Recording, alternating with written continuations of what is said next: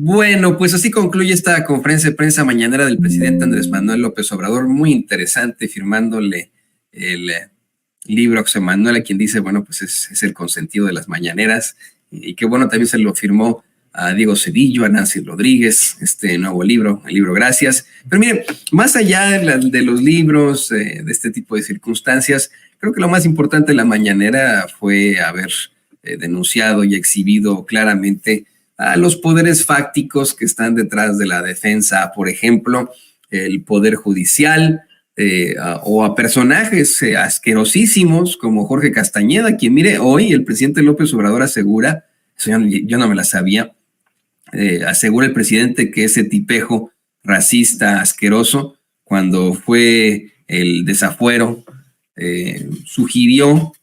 pidió que lo asesinaran, que mataran a la ahora presidente López Obrador. Vamos por partes, ¿qué le parece? Mire, el presidente llega todavía con esta infección en el ojo que los conservadores, bueno, también utilizan para atacarle. Es verdaderamente ridículo, ¿no? Que dicen que está muy enfermo por una infección en el ojo. Yo he tenido infecciones que me han durado, pero mire, meses, y solo tengo 40 años.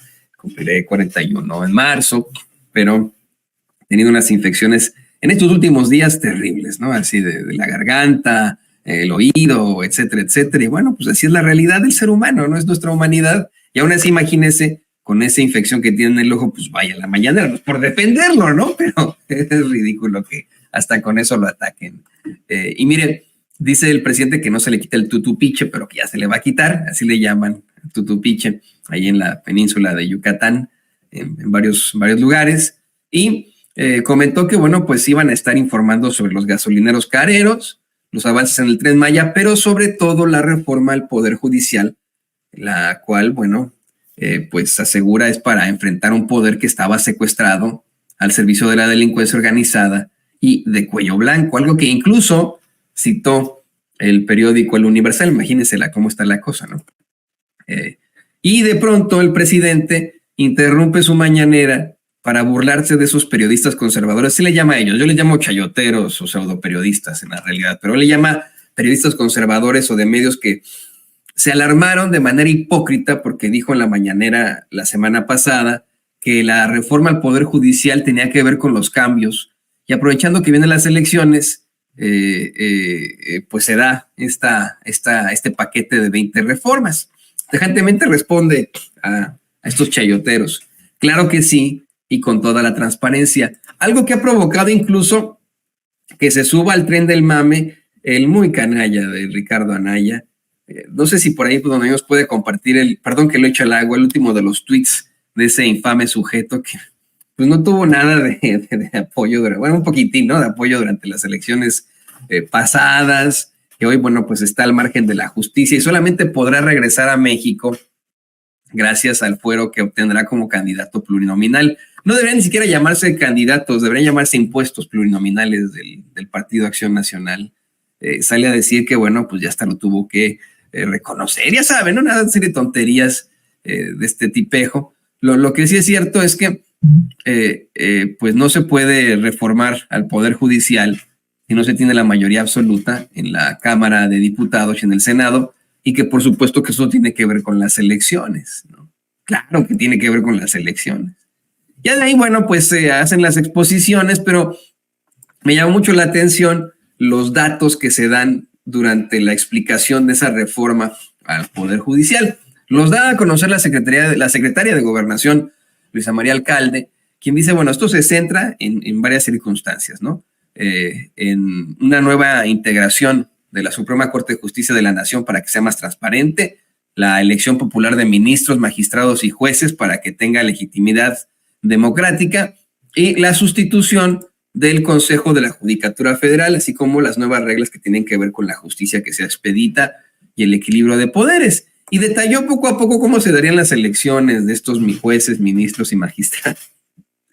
Que tanto le duele esto a los fachitos, ¿no? Que se dé a conocer, porque bueno, pues ya no los tendrían en la bolsa. Ahora dependerían también de un voto de los ciudadanos.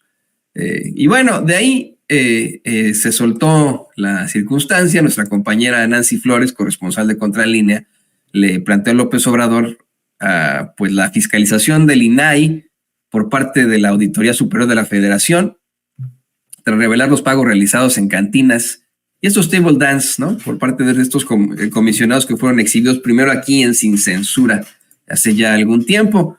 Y el presidente, bueno, pues dijo que saben qué se opina al respecto de estos organismos autónomos creados en el periodo neoliberal para el servicio de una minoría. Seguro que es gravísimo, pero que esas pues cosas no se difunden, que en 36 años se hicieron pues una serie de reformas a la Constitución para legitimar el robo, la corrupción en contra de la mayoría de los mexicanos. Y de ahí, mire, comentó algo muy interesante el presidente, que fue cuando se puso de moda Carmen Aristegui, que la narrativa se centró en la supuesta transparencia y el combate a los monopolios, y que se crearon estas oficinas costosísimas, pero sobre todo fue una simulación. Efectivamente, no lo había yo puesto a reflexión, pero efectivamente fue en tiempos de Vicente Fox cuando se crea el INAI y estos organismos supuestamente para enfrentar a los monopolios, que también se hace muy famosona Carmen Aristegui a partir de entonces como una especie de voz desde la independencia periodística, ¿no? Y pues luego queda exhibida en otro tipo de circunstancias, y así es como hoy el presidente López Obrador lo muestra en la mañanera. Digo que pues todo esto lo quieren quitar, que no le gusta a los conservas que lo diga, pero que el INAI nunca dio a conocer la corrupción que imperaba, que al contrario eran y siguen siendo tapaderas. Insistió en que hay una iniciativa para que dejen de existir esos institutos fachada y que esas funciones las cumpla el gobierno como debe de ser. Asimismo, comentó que ahora que intentan desaparecer organismos rémora como el INAI, se topan con la pared del Poder Judicial y que esto ocurre por lo mismo, porque Su Alteza Serenísima así le llamó ahora al jocoso ministro Javier Lainez Potisek, que dice que no. De hecho, pues tenemos en nuestro archivo el video de Javier Lainez Potisek riéndose de todos los mexicanos. Bueno, se está riendo una especie de chiste ahí durante una sesión de la Suprema Corte de Justicia de la Nación y bueno, pues exhibe la realidad de este tipo de personajes, ¿no?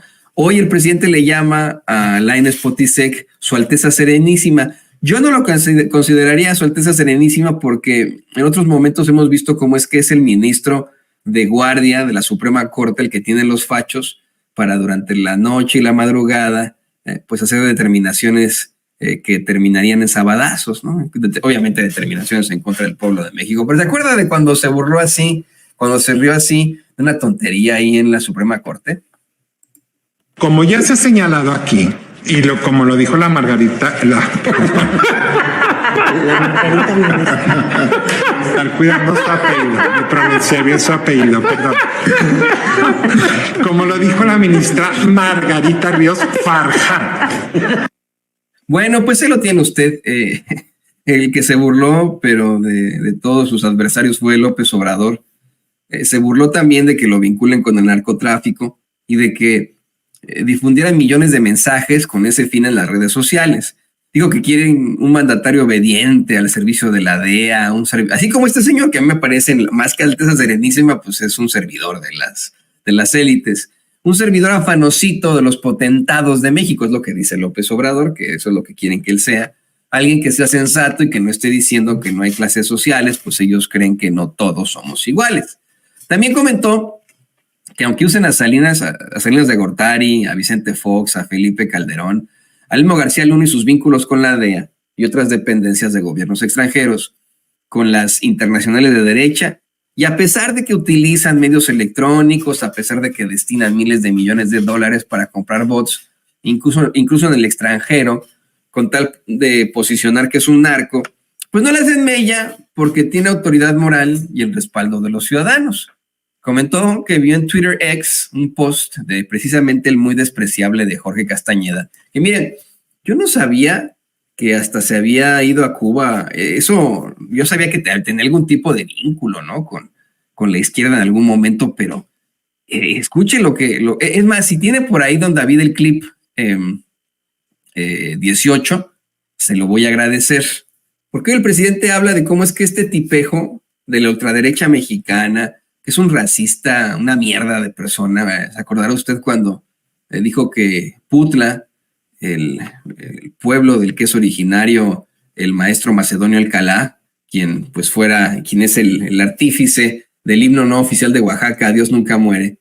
Recordará usted que una de las hijas de este tipejo tuvo que hacer un servicio social ahí en Putla, en Oaxaca, y en cadena nacional, en vivo y en directo, se puso a hablar pestes de Putla, a decir que era un pueblo horroroso y, ¿cómo dijo? Ay, recuérdenme, por favor, compañeros, pero verdaderamente desagradable su planteamiento, lo cual, pues, lo exhibe de ignorante. Lo exhibe de ignorante. Cualquier persona que sea racista, cualquier persona que discrimine, pues es un pinche ignorante, por mucho que este tipejo tenga su cátedra ahí en Colombia, en la Universidad de Colombia, ahí en Nueva York, pues es un pinche ignorantazo. Pero mire, esto que va a escuchar a continuación no le permitiría a Jorge Castañeda tener esta relación tan cercana con los Estados Unidos, porque, pues, para hacerse residente permanente o para buscar la ciudadanía aquí en Estados Unidos, no sé si él la buscó, si él sea ciudadano de ambas naciones. Ahí está Ramsés Lemus, le dijo pueblo arrabalero a Putla. Gracias al querido Ramsés Lemus, que nos escribe aquí en nuestro chat. Bueno, para hacerse residente permanente y después ciudadano de los Estados Unidos, le hacen preguntas a uno, ¿no? Como ha pertenecido a un partido político, a alguna organización, ha pertenecido a un partido de comunistas o algo así, y pues si este cuate fue incluso hasta guerrillero en sus inicios y estuvo ahí en Cuba como adiestrándose como guerrillero, pues yo no entiendo cómo es posible que hoy tenga tanta relación con Estados Unidos. ¿No tendrá el Departamento de Estado que revisarlo a Jorge Castañeda ante estas declaraciones del presidente de México? ¿No? O sea, le digo, la presencia de este cuate acá en Estados Unidos es constante, ¿no? Y le digo, es tan constante que hasta tiene una cátedra en la Universidad de Columbia. Escribe para el New York Times, ¿no? Entonces, ¿no debería ahí el Departamento también de Inmigración revisar pues las declaraciones de este tipo? Porque si perteneció a un partido comunista, pues no debió haber obtenido alguna residencia permanente o a lo mejor hasta la ciudadanía. Ahora bien, si el tipo nació en Estados Unidos, bueno, pues ahí sí, ¿no? No sé dónde haya nacido, pero si nació en Estados Unidos y tiene la doble nacional, pues ahí sí, no, por ius soli no le pudieron haber hecho ningún tipo de cuestionamiento, no se habrá naturalizado después, ¿no? Y él puede ser lo que quiera. Pero me llama la atención. Vamos a revisar, escuche lo que plantea el presidente López Obrador sobre el muy despreciable de Jorge Castañeda. Estaba yo viendo un mensaje en el tuit de Castañeda. Ponlo, porque le quiero contestar. Castañeda tiene una historia. Son de esas cosas que suelen pasar. Su papá es extraordinario, diplomático, de carrera, don Jorge Castañeda. Pero él, al principio de joven,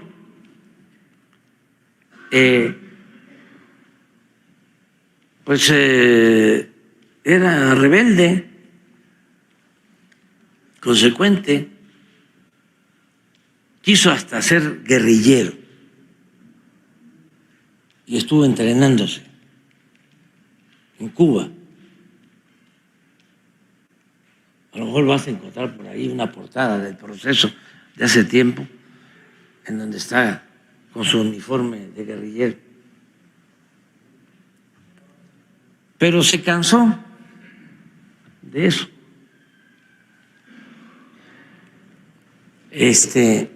Y mire, de hecho su biografía en Wikipedia asegura que inició su carrera política como militante del Partido Comunista Mexicano. Y quiero corregir, no es catedrático de Colombia, es catedrático de la Universidad de Nueva York, ¿no? Eso es lo que más llama la atención. Ha sido catedrático en la Universidad de Nueva York, estudió en Princeton, no imagínense. Ahí fue donde estudió, en la Universidad de Princeton, una de las universidades más pues, de más alto catego del mundo, de la Ivy League, acá en Estados Unidos. Ha trabajado en la Universidad de Nueva York, le digo, ha sido catedrático en la Universidad de Nueva York, en Berkeley también. Y según el Universal, basándose en documentos de la Dirección Federal de Seguridad, fue un agente del régimen cubano entre 1979 y 1981, fecha en la que habría roto con ellos. Una nota que salió hace mucho tiempo allí en el Universal. Entonces yo no, le digo, se mantuvo y hasta donde yo me quedé, el tipo era catedrático de la Universidad de Nueva York, ¿no? Pero para ser catedrático uno tiene que tener, tengo entendido, pues la residencia permanente. Porque una cosa es que le den a alguien la visa de trabajo como estudiante o como catedrático, como estudiante, le den una visa a una persona como catedrático, perdón, como estudiante o como académico, y otra es que ya tenga una cátedra en una universidad. Ahí creo que sí se requiere que la persona sea al menos residente permanente. Se lo digo porque tengo muchos amigos académicos, perdón que se lo diga, pero tengo muchos amigos catedráticos, académicos acá en Estados Unidos, extranjeros, ¿no? De varias naciones. No voy a dar sus nombres, ¿no? Pero, por ejemplo, ahí en Penn State tengo un gran amigo que es brasileño y que, bueno, pues tiene su cátedra, y él, para ser catedrático, pues se tuvo que hacer residente permanente, ¿no? Pero no sé cómo actúa aquí el sistema migratorio. Lo que sí es que, pues, Estados Unidos estaría teniendo a un comunista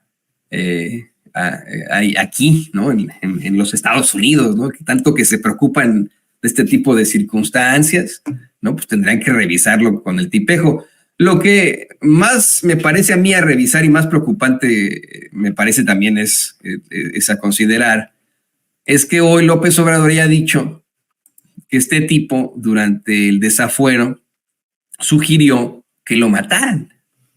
Mire, ya se ha hablado varias veces de este llamado golpe de Estado, que el papá de Claudio X González, o sea, Claudio X González padre, habría sugerido se llevara a cabo en caso de que López Obrador ganara las elecciones 2006, un golpe de Estado violento, no un golpe de Estado bélico, porque hay golpes blandos y etcétera. No, un golpe de Estado lo había pedido por ahí, en caso de que ganara las elecciones 2006. Bueno, yo esta no me la sabía. Dice López Obrador que cuando se dio el desafuero en aquel entonces, este tipejo, Jorge Castañeda, habría pues sugerido, recomendado que lo asesinaran. Así son estos hijos de la chingada. Yo no lo puedo concebir, ¿no? Una cosa es la política, una cosa es estar en contra de algunas ideologías y etcétera. Y ya imagínense recurrir a circunstancias tan lamentables como es el asesinato, pues es de alma muertas, ¿no? De personajes asquerosos que desafortunadamente siguen detentando puestos de poder. Este hijo de su mal dormir sigue siendo invitado a las mejores mesas de análisis ahí en Televisa, donde tiene pues ahí se contaba, ¿no? Cuando yo trabajaba en los medios de comunicación corporativos y que intentábamos entrevistarlo, decían que pues, no nos podían dar entrevistas su gente, ¿no?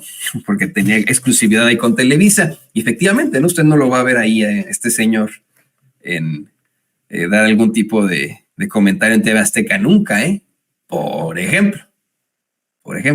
Pero bueno, ahí lo tiene usted. Yo creo que este tipo de circunstancias no prescriben, no creo, estoy seguro. Cuando hay la planeación de un homicidio, pues es un delito, ¿no? Es una tentativa de homicidio. Ahí está, hay varios tipos penales al respecto, ¿no? Tendría alguien que hacer la denuncia. Si yo fuera el presidente López Obrador, pues ya lo tendría denunciado al tipejo pero seguramente dirán, hay persecución contra mí, que pedí que mataran a alguien. Imagínense, ¿no? Hasta la cárcel pertenecen este tipo de sujetos. Lo que sí es que el presidente habla incluso de cómo es que en tiempos de ese desafuero, quien estuviera al frente de la mesa directiva de la Cámara de Diputados era Manlio Fabio Beltrones. Y esto ocurre luego de que Ciro Gómez Leiva, se lo plantea de hecho a Nancy Rodríguez, Ciro Gómez Leiva, no sé si tenga ese clip, don David, que según yo lo mandó Vicente hace ratito, bueno, desde hace tiempo, pero hay un clip en el que Ciro Gómez Leiva da a conocer, o sea, celebra con bombo y platillo el regreso de su gran amigo Manlio Fabio Beltrones. Dice que es su vecino, su amigo, que corren juntos, que hacen ejercicio juntos. Ya lo había dado a conocer anteriormente.